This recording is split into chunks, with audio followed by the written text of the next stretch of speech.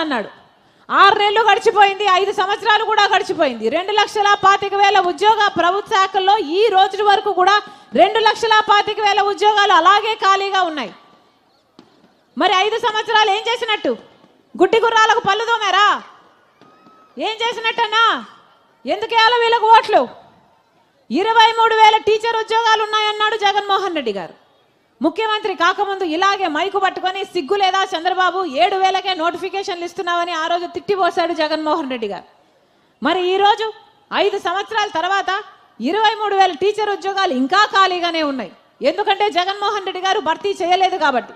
ఇప్పుడు ఎన్నికలు వచ్చాయి కాబట్టి 6 నెలల ముందు 2 నెలల ముందు 6,000తో ఒక దగా డిఎస్సి ఇచ్చాడు జగన్మోహన్ రెడ్డి గారు. ముందెందుకు ఇవ్వలేదు? ఏం చేసినట్టు? 5 సంవత్సరాలు గడిచిపోయాయి. కనీసం కుంభకర్ణుడైనా 6 నెలలు నిద్రపోతాడు, 6 నెలలు పనిచేస్తాడే.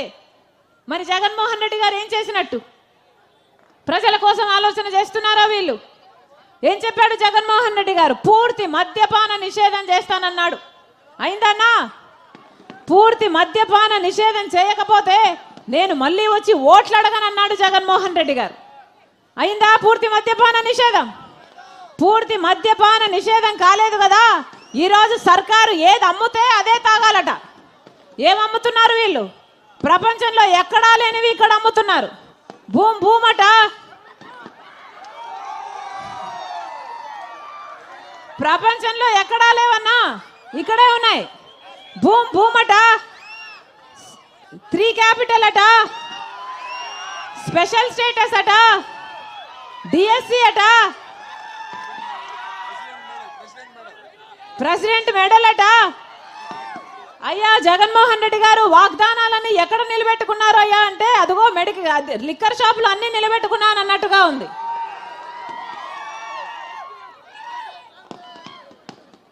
వీళ్ళమ్మే నాసిరిక మందుకు, ఈ కల్తీ లిక్కర్కు మన రాష్ట్రంలో 25% మంది ఎక్కువ చచ్చిపోతున్నారు పక్క రాష్ట్రాలతో పోలిస్తే. లివరు, కిడ్నీలు చెడిపోయి. ఎవరైనా పట్టించుకుంటున్నారా అన్న? ఎవరైనా పట్టించుకుంటున్నారా? అది కూడా ఓన్లీ క్యాష్ అట కదా, నో డిజిటల్ పేమెంట్స్ అట కదా. ఏమైతుందన్నా? సేల్స్ ట్యాక్స్ ఎక్కడ? స్టేట్ ట్యాక్స్ ఎంత? సెంట్రల్ ట్యాక్స్ ఎంత? ఎంత అమ్ముతున్నారు? ప్రభుత్వాలకు ఎంత పోతుంది? మొత్తం అంతా ఒక మాఫియా లాగా తయారైంది. ఒక పాడు లేదు, ఒక పద్ధతి లేదు. ఏం జరుగుతుంది మన రాష్ట్రంలో? దోపిడీ జరుగుతుంది, దొంగల పాలన అయిపోయింది.